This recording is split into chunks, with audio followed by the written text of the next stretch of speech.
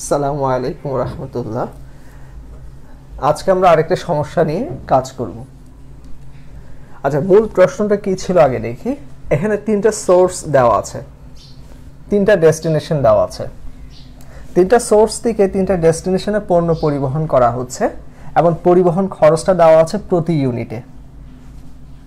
আর S1 থেকে কত supply করা যায়? 76, S2 থেকে 82, S3 থেকে 77। আর এই জায়গায় ডিমান্ড হচ্ছে 72, এই জায়গায় ডিমান্ড হচ্ছে 102, আর এই জায়গায় ডিমান্ড হচ্ছে 41। আর মাঝখানে যে অংশ সেগুলো হচ্ছে পণ্য পরিবহনে যে খরচটা হয় প্রতি ইউনিটে, সেই খরচের পরিমাণটা দেওয়া আছে। এখন প্রশ্ন করা হচ্ছে কোথায় কি পরিমাণ পণ্য পরিবহন করলে আমার পরিবহন খরচটা কম হয়, সেটাই প্রশ্ন করা হচ্ছে। আচ্ছা, আমরা একটু খেয়াল করি আমাদের সাপ্লাইটা কত আগে খেয়াল করি। 76, 82, 77 এদের যোগ করলে কত হয়? 235। আচ্ছা, আমার ডিমান্ড কত সেটা একটু খেয়াল করি। 72, 102 and 41 যোগ করলে হয় 215। তাহলে আমরা দেখছি সাপ্লাই আর ডিমান্ড সমান নেই। তাহলে এখানে কি হচ্ছে? আমরা প্রথমেই বলেছি ট্রান্সপোর্টেশন প্রবলেম দুই রকম। একটা হচ্ছে সাপ্লাই আর ডিমান্ড সমান হলে সেটা একটা, আর সাপ্লাই আর ডিমান্ড সমান না হলে সেটা আরেকটা। সমান হলে সেটাকে বলা হয় ব্যালেন্স ট্রান্সপোর্টেশন প্রবলেম, আর সমান না হলে সেটা হয় আনব্যালেন্স ট্রান্সপোর্টেশন প্রবলেম। তাহলে এখানে কি সাপ্লাই আর ডিমান্ড সমান না, তাহলে এটা কি ধরনের প্রবলেম? Unbalance transportation problem. তাহলে আজকে আমাদের টপিকটা হচ্ছে এটি।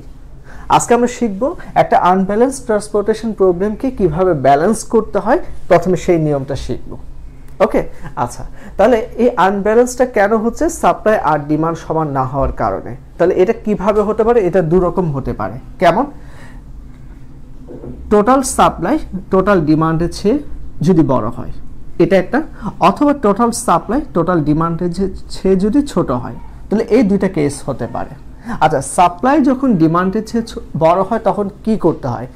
বলা হচ্ছে প্রথমে একটা কলাম যোগ করতে হবে। সেই কলামের নাম হচ্ছে ডামি কলাম। আচ্ছা, দেখি তো এখানে কে বড়? সাপ্লাই বড়, কার চেয়ে বড়? ডিমান্ডের চেয়ে বড়। তাহলে এটা প্রথম কন্ডিশনে পড়ছে। সাপ্লাই যখন ডিমান্ডের চেয়ে বড় হয় তাহলে প্রথমে কি বললো? একটা কলাম যোগ করতে হবে। সে কলামের নাম কি? Dummy column. আমরা একটা ডামি কলাম যোগ করলাম, যেহেতু এখানে সাপ্লাই ডিমান্ডের চেয়ে বেশি। ওকে, তার প্রথম নিয়মটা ফলো করলাম। এবারে কি বললো? বলা হচ্ছে ইউনিট কস্ট জিরো করতে হবে। অর্থাৎ এই সেলগুলোতে যে কস্ট সেগুলো কি করতে হবে? জিরো করতে হবে। করলাম, দুইটা নিয়ম ফলো করলাম। শেষের নিয়মটা কি বলা হচ্ছে? ডিমান্ড কি করতে হবে? এই ডিমান্ডের জায়গায় কোন সংখ্যাটা বসাতে হবে? বলা হচ্ছে সাপ্লাই আর ডিমান্ডের যে পার্থক্য সেটা এখানে বসাতে হবে। আচ্ছা, দেখি তো আমার টোটাল সাপ্লাই কত? 235। টোটাল ডিমান্ড কত? 215। তাহলে এর বিয়োগফল কত? 20। তাহলে এখানে 20 বসালাম। তাহলে এখন খেয়াল করি, এখানে টোটাল ডিমান্ড হচ্ছে 235, টোটাল সাপ্লাই হচ্ছে 235। তাহলে এখন এটা কি হয়ে গেল? ব্যালেন্স হয়ে গেল। তাহলে আনব্যালেন্স প্রবলেমকে আমরা কি করলাম? ব্যালেন্স করলাম। তাহলে এই নিয়মটা অনুসরণ করে করলাম। কখন? যখন সাপ্লাই ডিমান্ডের চেয়ে বড় হয়। তাহলে কি পেলাম? সাপ্লাই ডিমান্ডের চেয়ে বড় হলে কি করতে হয়? একটা কলাম যোগ করতে হয়। সে কলামের নাম কি? Dummy column. তারপরে কি করতে হয়? ইউনিট কস্টগুলো কি করতে হয়? জিরো করতে হয়। করলাম। আর শেষে এই ডিমান্ডের এখানে কি বসাতে হয়? এই দুইটা ডিফারেন্স যেটা ছিল সেই ডিফারেন্সটা এখানে বসাতে হবে। কখন? যদি সাপ্লাই ডিমান্ডের চেয়ে বড় হয়। তাহলে এভাবে করে আনব্যালেন্সকে কি করতে হয়? ব্যালেন্স করতে হয়। আচ্ছা, যদি সাপ্লাই ডিমান্ডের চেয়ে ছোট হয় তখন কি করতে হয়? তখন হয় একটা রো যোগ করতে হবে। সেই রোর নাম হচ্ছে ডামি রো। তারপরে কি করতে হবে? ইউনিট কস্টগুলোকে জিরো করতে হবে। আর এখানে সাপ্লাইয়ের মধ্যে কি বসাতে হবে? টোটাল ডিমান্ড এবং টোটাল সাপ্লাই যে পার্থক্য সেটা এখানে বসাতে হবে। এটাই হচ্ছে নিয়ম।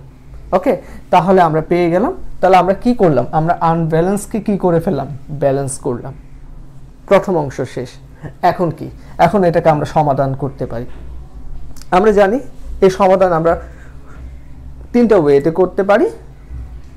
North west corner method, least cost method, Vogel's approximation method. আমরা জানি ভোগেলস অ্যাপ্রক্সিমেশন মেথড হচ্ছে সবচেয়ে ইফেক্টিভ মেথড। এর সাহায্য করলে আমার কস্টটা সবচেয়ে কম হয়। ওকে, আর এটা যখন বের করতে হয় তখন আমাকে পেনাল্টির সাহায্য নিতে হয়। আর আমরা এও জানি পেনাল্টি হচ্ছে সারি এবং কলামে পেনাল্টি বের করতে হয়। যখন সারি বা কলামে বের করব তখন ওই সারি বা ওই কলামের সবচেয়ে ছোট সংখ্যা আর ইমিডিয়েট সংখ্যাটা চুজ করতে হয়, বড় সংখ্যা থেকে ছোট সংখ্যাটা বিয়োগ করতে হয়, আর বিয়োগফলটাকে বলা হচ্ছে পেনাল্টি। পেনাল্টি কি হতে পারে না, ঋণাত্মক সংখ্যা বা জিরো হতে পারে না, এ কারণে বড় সংখ্যা থেকে ছোট সংখ্যা কি করতে হয়, বিয়োগ করতে হয়। ঠিক আছে, তাহলে এখন আমরা কি করব, এটাকে আমরা সমাধান করব। কোন নিয়মে করব, বুগলস অ্যাপ্রক্সিমেশন মেথডের সাহায্য দিয়ে। তাহলে আমরা এদিকে লিখলাম রো পেনাল্টি, এদিকে column penalty, first round, second round, third round, fourth round. Okay, আসুন তাহলে আমরা পেনাল্টি বের করি। দেখি তো এই রোর মধ্যে সবচেয়ে ছোট সংখ্যাকে 0, ইমিডিয়েট বড়কে 4, তাহলে পেনাল্টি কত 4। সবচেয়ে ছোট সংখ্যা 0, ইমিডিয়েট বড় হচ্ছে 16, পেনাল্টি হচ্ছে 16। সবচেয়ে ছোট সংখ্যা 0, ইমিডিয়েট বড় হচ্ছে 8, পেনাল্টি হচ্ছে 8। তার রো এর কাজ শেষ। এবার আমরা কলামে চলে যাই। সবচেয়ে ছোট সংখ্যা হচ্ছে 4, ইমিডিয়েট বড় হচ্ছে 8, তাহলে পেনাল্টি হচ্ছে 4। সবচেয়ে ছোট সংখ্যা 8, ইমিডিয়েট বড় হচ্ছে 16, পেনাল্টি হচ্ছে 8। সবচেয়ে ছোট সংখ্যা 8, ইমিডিয়েট বড় হচ্ছে 16, পেনাল্টি হচ্ছে 8। সবচেয়ে ছোট সংখ্যা 0, তাহলে এখানে তো 0। এখন কি, এখন সবচেয়ে বড় পেনাল্টি চুজ করতে হবে। সবচেয়ে বড় পেনাল্টি কত করলাম। এখন এই পেনাল্টি বরাবর এখানে আমাকে সবচেয়ে ছোট সংখ্যাটাকে চুজ করতে হবে। তাহলে ওই সেলটাকে চুজ করতে হবে যে সেলের সংখ্যাটা সবচেয়ে ছোট। তাহলে আমরা দেখলাম এই সেলের মধ্যে সবচেয়ে ছোট সংখ্যা হচ্ছে এটা, আমরা এই সেলকে সিলেক্ট করলাম। এখন কি করতে হবে, এখানে আমাকে সংখ্যা অ্যালোকেট করতে হবে। এখানে সাপ্লাই কত 82, ডিমান্ড কত 20, তাহলে এই দুইটার মধ্যে ছোটকে 20, এই ছোট সংখ্যাটা এখানে অ্যালোকেট করলাম। তাহলে আমার 20 ফিল আপ হলো, 82 এর মধ্যে 20 ফিল আপ, আরো বাকি থাকলো 62। তাহলে আমার এই কলামটা কমপ্লিট, আমার ফার্স্ট রাউন্ড শেষ। তাহলে আমাকে এই পাশে আর কোনো কাজ করতে হবে না। এখন আমরা সেকেন্ড রাউন্ডে কাজ করব। আচ্ছা দেখি, সবচেয়ে ছোট সংখ্যা হচ্ছে 4, ইমিডিয়েট বড় হচ্ছে 8, পেনাল্টি হচ্ছে 4। সবচেয়ে ছোট সংখ্যা হচ্ছে 16, ইমিডিয়েট বড় হচ্ছে 24, পেনাল্টি হচ্ছে 8। বড় থেকে ছোটটা বিয়োগ করছে, সবচেয়ে ছোট সংখ্যা হচ্ছে 8, ইমিডিয়েট বড় হচ্ছে 16, পেনাল্টি হচ্ছে 8। তাহলে রো এর কাজটা শেষ। এবার আমরা কলামে কাজ করব। সবচেয়ে ছোট সংখ্যা হচ্ছে 4, ইমিডিয়েট বড় হচ্ছে 8, তাহলে পেনাল্টি হচ্ছে 4। এখানে কোনো পরিবর্তন হয়নি, সো আগের মতোই হবে। এখানে কোনো পরিবর্তন হয়নি, সো আগের মতো হবে। হলো, এখন আমাকে কি করতে হবে, আমাকে সবচেয়ে বড় পেনাল্টি চুজ করতে হবে। এখন খেয়াল করি সবচেয়ে বড় পেনাল্টি কি 8। এখন 8 কয়টা, 1 2 3 4। এখন প্রশ্ন হচ্ছে কাকে চুজ করব। তাহলে এখন 4টার মধ্যে টাই হয়ে গেল। তাহলে এখন করণীয় কি, তাহলে এখন করণীয় হচ্ছে আমরা দেখব এই পেনাল্টিকে যদি চুজ করি তাহলে এই পেনাল্টি বরাবর সবচেয়ে ছোট সংখ্যা কোনটা, কোন সেলে সবচেয়ে ছোট সংখ্যা। এখানে 16, এখানে 16, তাহলে এখানেও আবার টাই হচ্ছে। আচ্ছা দেখি এই পরেরটা খেয়াল করি, এই পরের পেনাল্টি যদি চুজ করি, এখানে সবচেয়ে ছোট সংখ্যা কে 8, তাহলে এটা আর কাউন্ট করব না, এটা কম্পিটিশন থেকে বাদ পড়লো। আচ্ছা এবারে খেয়াল করি যদি এই পেনাল্টি চুজ করি তাহলে এখানে কোন সেলে সবচেয়ে ছোট সংখ্যা 8। ওকে, এটাকে রাখলাম। যদি আমি এটাকে চুজ করি তাহলে এখানে কোন সেলে সবচেয়ে ছোট সংখ্যা, এই সেলে 8, তাহলে এখানেও টাই হচ্ছে। তাহলে এখন আমার পরের স্টেপটা কি হতে পারে, এখন আমাকে করতে হবে কোন সেলে সবচেয়ে বেশি অ্যালোকেট করা যায়, আমাকে সেই সেলটা সিলেক্ট করতে হবে। আচ্ছা যদি আমি এটাকে চুজ করি তাহলে সবচেয়ে কম খরচ হচ্ছে এই সেলে। আচ্ছা তখন এখানে কত অ্যালোকেট করা যাবে, যদি এটাকে আমি চুজ করি তাহলে এখানে আমার ডিমান্ড হচ্ছে কত 72, সাপ্লাই হচ্ছে কত 77, তাহলে এখানে আমি কত অ্যালোকেট করতে পারবো 72 যদি এটাকে চুজ করি। আর আমরা এটাকে যদি চুজ করি তাহলে এখানে আমরা কত অ্যালোকেট করতে পারবো, এখানে আমরা পারবো কত 76 অ্যালোকেট করতে পারবো। যেহেতু সাপ্লাই 76, ডিমান্ড 102, তাহলে এখানে অ্যালোকেট করা যাবে কত 76। তাহলে অ্যালোকেশনের মধ্যে এই দুইটার মধ্যে এখানে বেশি, সো এটা বাদ। আচ্ছা এটাকে যদি চুজ করি তাহলে খেয়াল করি তো এখানে কত অ্যালোকেট করা যাবে, এখানে সাপ্লাই 76, ডিমান্ড হচ্ছে 41, তাহলে আমি অ্যালোকেট করতে পারবো 41। তাহলে আমরা দেখলাম এই তিনটা পেনাল্টির মধ্যে সবচেয়ে বেশি অ্যালোকেট করা যায় এখানে, তাহলে আমরা এটাকে চুজ করব। তাহলে খেয়াল করি, তাহলে এই পেনাল্টি বরাবর এই পেনাল্টিকে চুজ করলাম, এই পেনাল্টি বরাবর সবচেয়ে ছোট সংখ্যা হচ্ছে এটা, এই সেল সিলেক্ট করলাম, আর এখানে সাপ্লাই হচ্ছে 76, ডিমান্ড হচ্ছে 102, এই দুইটা সংখ্যার মধ্যে সবচেয়ে ছোট হচ্ছে 76, সো আমরা এখানে 76 অ্যালোকেট করলাম। তাহলে এটা কমপ্লিট হলো, এখানে 76 ফিল আপ হলো, আর বাকি থাকলো 26। তাহলে আমার এই সাইডটা ক্লিয়ার হলো। এখানে কি পেলাম, পেনাল্টি যখন টাই হয়ে যায় তখন আমাকে ওই পেনাল্টিকে চুজ করতে হবে যে পেনাল্টির দিকে আমার খরচের পরিমাণটা কম, আর এখানেও যদি টাই হয় তাহলে আমাকে ওই সেলকে সিলেক্ট করতে হবে যেখানে আমি সবচেয়ে বেশি অ্যালোকেট করতে পারবো। হলো? আচ্ছা, তাহলে আমার সেকেন্ড রাউন্ডটা শেষ, তাহলে এই পাশে আমাকে আর কাজ করতে হবে না। এখন আমরা থার্ড রাউন্ডে কাজ করব। আচ্ছা, সবচেয়ে ছোট সংখ্যা 16, ইমিডিয়েট হচ্ছে 24, পেনাল্টি 8। সবচেয়ে ছোট সংখ্যা 8, ইমিডিয়েট বড় হচ্ছে 16, পেনাল্টি 8। এবার এই পাশে আসি, সবচেয়ে ছোট সংখ্যা 8, ইমিডিয়েট বড় হচ্ছে 16, পেনাল্টি 8। সবচেয়ে ছোট সংখ্যা 16, ইমিডিয়েট বড় হচ্ছে 24, পেনাল্টি হচ্ছে 8।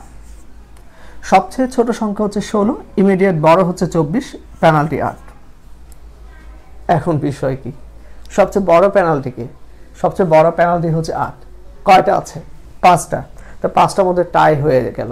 এখন কাকে চুজ করব? তাহলে প্রথমে দেখতে হবে এই পেনাল্টিকে যদি চুজ করি সবচেয়ে ছোট সংখ্যাকে 16, এটা আর এটা। আচ্ছা, এটাকে যদি চুজ করি সবচেয়ে ছোট সংখ্যাকে 8, তাহলে এটা আমার কম্পিটিশন থেকে চলে গেল। এটাকে যদি চুজ করি সবচেয়ে ছোট সংখ্যা কত? 8। এটাকে যদি চুজ করি সবচেয়ে ছোট সংখ্যা কত? 16, তাহলে এটাও বাদ, কারণ এখনো পর্যন্ত সবচেয়ে ছোট সংখ্যা 8, এটা দিয়ে হচ্ছে আর এটা দিয়ে হচ্ছে। আচ্ছা দেখি, এটা দিয়ে যদি চুজ করি তাহলে সবচেয়ে ছোট সংখ্যা কত? 16, তাহলে এটাও বাদ। তাহলে আমার কম্পিটিশনে থাকলো কয়টা? 2টা, একটা হচ্ছে এটা আর একটা হচ্ছে এটা। এখন প্রশ্ন হচ্ছে কোনটাকে চুজ করব। খেয়াল করো, আমি এটাকে যদি চুজ করি তাহলে এখানে আমি কত অ্যালোকেট করতে পারবো? এখানে আমি অ্যালোকেট করতে পারবো 72 অ্যালোকেট করতে পারবো, যেহেতু এখানে 77 এবং 72 অ্যালোকেট করতে পারবো 72। আর আমরা এটাকে যদি চুজ করি তাহলে একই ব্যাপার, সো আমি এটাকে চুজ করলাম। কারণ কি, আমার ডিমান্ডটা ফুলফিল হয়ে যাচ্ছে। তাহলে এখানে আমি কত দিলাম? 72।